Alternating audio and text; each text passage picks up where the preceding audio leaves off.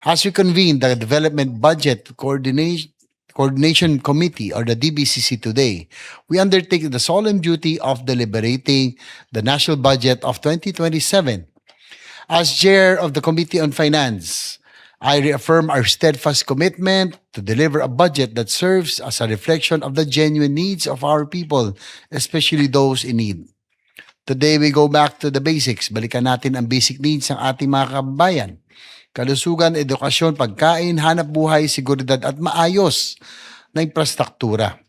At para hindi pira-piraso ang ating mga proyekto, kailangan natin ng isang long-term comprehensive infrastructure master plan that connects our roads, railways, airports, seaports, and communities and supports the country's development for generations to come.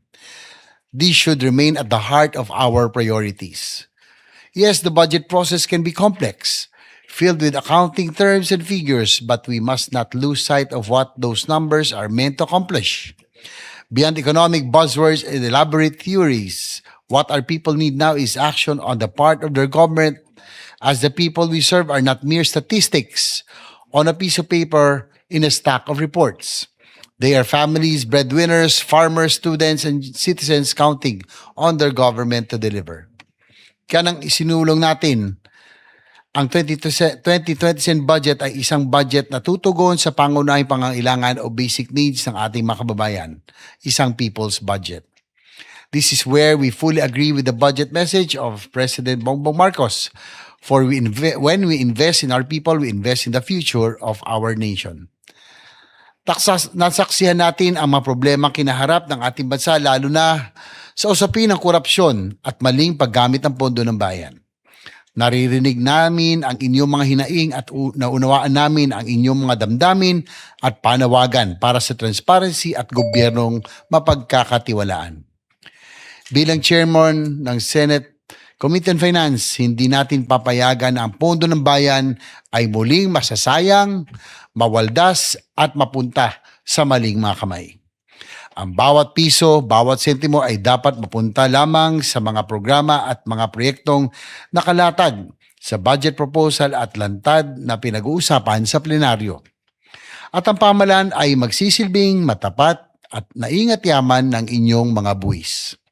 As we formally begin these deliberations, I want to underscore and emphasize our clear intention to go back to basics in crafting this budget. In going back to basics, we mean accountability for every peso we appropriate that is focused and clear-eyed about the basic needs of the people, such as health, education, infrastructure that will generate quality jobs for the people and to put the food on the table. So sa pinaka-accountability, noong nakarang taon, pinamunaan ni Senate President Win Gatchalian ang Senate deliberations sa 2026 budget. Sinimulan niya ang mahalagang reforma para gawing transparent at mas accessible sa nakakarami ang budget process. Ngayong taon, ipagpapatuloy at paiigtingin pa natin ang mga nasimulan niyang reforma. Kasama ng ating Vice Chairpersons at makasamahan sa Senado, iwawaksi natin ang pagwawaldas, susuriin ang bawat programa at sisiyasatin ang bawat ahensya. Dahil back to basics, dapat may pananagutan sa bawat piso at bawat sentimo ang ginagastos ng gobyerno. Sa lahat ng mga naging kontrobersya, lalo na sa mga questionable flood control projects, hindi pwedeng maging business as usual na lamang ang ating budget process. We must learn from our mistakes. We must earn back the public's trust, and we must restore the integrity of this sacred mandate. Here's how we can make this happen. Any individual amendments should be made on the floor during budget deliberations and debates. Full stop. Babantayan at ipagbabawal na natin ang anumang last-minute insertions sa Bicameral Conference Committee. We will continue live streaming the Bicameral Conference Committee and maintaining the Senate Budget Transparency Portal for the public to see and appreciate how the budget evolves from proposal to budget enactment. Sa pagpapatuloy ng anti-EPAL provision, titiyakin natin na ang ipamamahagi ay walang political branding o pakikialam. We will also continue to work with civil society organizations and other stakeholders, the academe, in monitoring the process. Patuloy nating pakikinggan ang kanilang mga pananaw at rekomendasyon habang sinusuri natin ang mga programa at pondong hinihingi ng bawat ahensya. At the same time, transparency and accountability must lead to better public service, not paralysis. We must address irregularities and strengthen safeguards against abuse while ensuring that legitimate infrastructure projects continue without the necessary delay. Ang dapat natin pigilan ay korupsyon at anomalya, hindi ang pag-unlad. Muli, ang unang hakbang sa ating back to basics ay accountability. Sunod naman ang pagtiyak na tama at napapanahon ang mga prioridad na ating pagkakagastusan. Sa bawat ahensya ng gobyerno na haharap sa atin, simple ngunit mahalagang tanong ang nais nating masagot: kailangan ba talaga ang pondong ito? Makatuwiran ba ang halaga? Handa na ba ang proyekto? Kailan ba ito matatapos? At sino ang mananagot kung hindi ito maipapatupad? Lagi na nating ikonsidera ang necessity at feasibility sa pagtalakay ng budget. Hindi po ito para lamang pahirapan ang mga ahensya. Sa usaping healthcare, unahin na po natin, dahil siguro alam naman po ng marami na ito po ang isa sa ating pong pangunahing legislative agenda, being the principal sponsor and author of the Universal Healthcare Law. I would say that definitely we will give priority to healthcare implementation this time. At the very outset of the Senate budget deliberation, I want to make our positions clear as Chairman of Committee on Finance. Again, reiterate that healthcare will be among our highest priorities. As the principal sponsor of this measure, I remain committed to seeing this promise to be fully realized. With the new leadership of the Department of Health and PhilHealth, we have a great opportunity to continue building a healthcare system that is truly accessible, affordable, and responsive. We will scrutinize the proposed budget for the Health Facilities Enhancement Program to ensure that it strengthens local government hospitals like the provincial hospitals while expanding and improving primary care services across the country. Hindi maaring gusali lamang ang makikita ng taong bayan. Dapat may doktor, nurse, gamot, kagamitan at serbisyong tunay na nila mapapakinabangan. For PhilHealth, every peso entrusted to them must result in stronger financial protection for its members. We must also ensure that revenues earmarked by law for universal health care are fully allocated and released only for their intended purposes. One thing must be clear: more than a corporation, PhilHealth is an essential piece that forms part of our national healthcare system. It serves as a vessel for UHC to be felt by our people. Makikipagtulungan po tayo sa bagong pamunuan ng DOH at PhilHealth upang mapalawak pa ang zero balance billing at matiyak ang mga kwalipikadong pasyente ay makatatanggap ng hospital services na walang iniintinding babayarin. Hindi tayo titigil sa pagsulong at patuloy na pagpapalawig ng mas komprehensibong benefit packages, hindi lamang para sa higit na mga nangangailangan, kundi pati na rin sa mga manggagawa at middle-class families na regular na naguhulog, ngunit maaari pa ring mabaon sa gastusin kapag tinamaan ng malubhang karamdaman. The recent habagat rains have once again shown us hindi ubra ang pira-piraso at panandaliang solusyon sa baha. We need infrastructure projects that complement each other, are technically sound, ready for implementation, and capable of delivering lasting benefits. The government's identification of 39 potential sites for rainwater catchment facilities in Metro Manila is a step in this right direction. Similar science-based solutions must be pursued across the country. This is precisely why we need a comprehensive and long-term infrastructure master plan, or the Master Plan for Infrastructure and National Development, or the MIND Act, which we have filed under Senate Bill number 2 under the 20th Congress. This is what we also emphasized in our privilege speech yesterday on the eve of the DBCC. For the reason that we seek to earn the support of our experts, and that is everyone in this room. To reiterate that what we mentioned yesterday, we must continue investing in good infrastructure that creates lasting opportunities long after the construction equipment has left.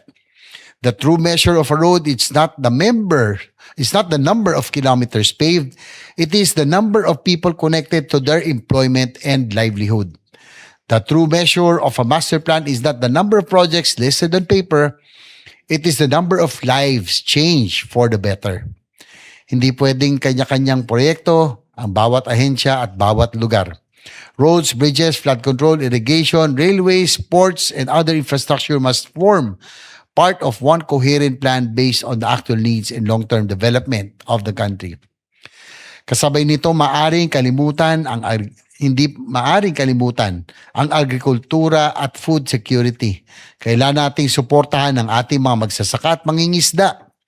Palakasin ang produksyon at bawasan ang ating dependence sa importation kung kaya naman nating mag-produce dito sa sariling bansa. Infrastructure and agriculture are distinct but they cannot be planned separately.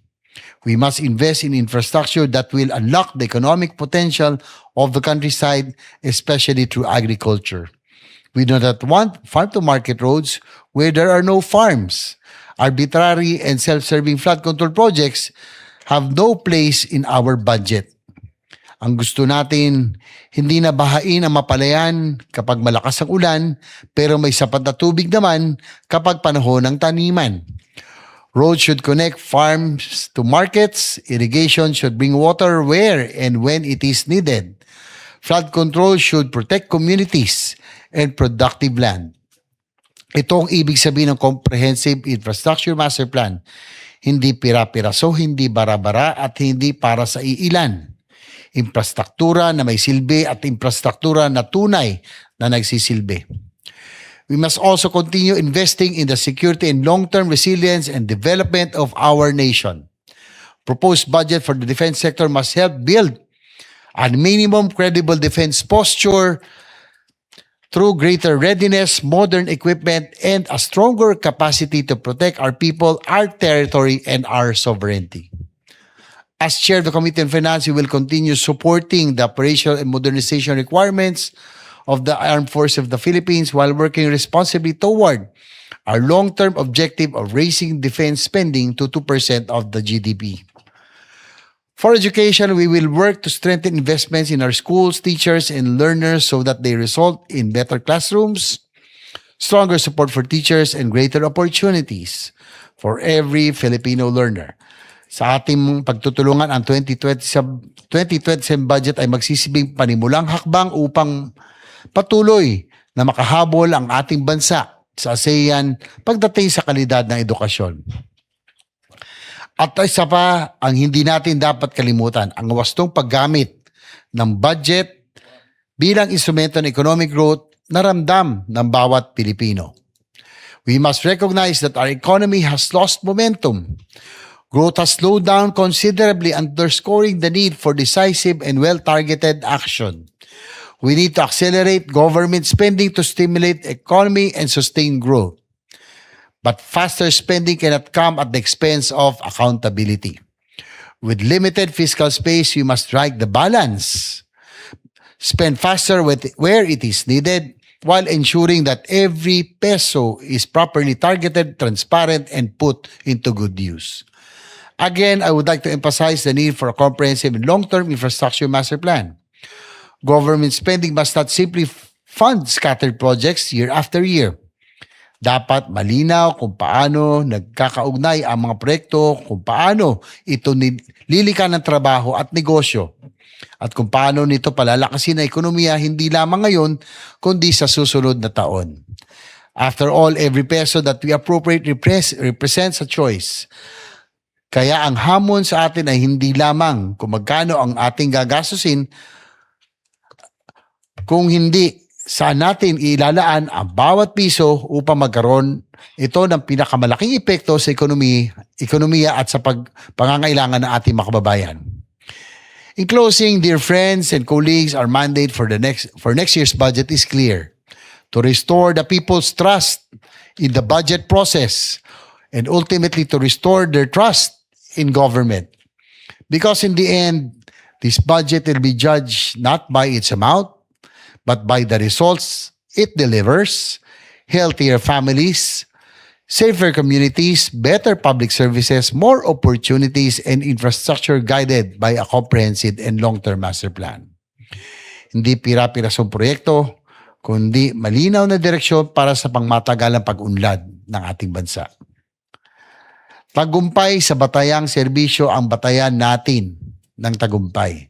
Kung kaya ito ang budget na ating isusulong, tumutugon sa pangangailangan, may pananagutan sa bawat pisong inilaan, nakabatay sa isang malinaw at pangmatagalang plano at pagmaghahatid ng tunay na kaunlaran sa bayan. Ang 2027 budget proceedings ay magkakataon upang maibalik ang tiwala ng mamamayan sa pamahalaan. Pagkakataon na tulad ng salapi ng bayan ay hindi dapat masayang. Maraming salamat po.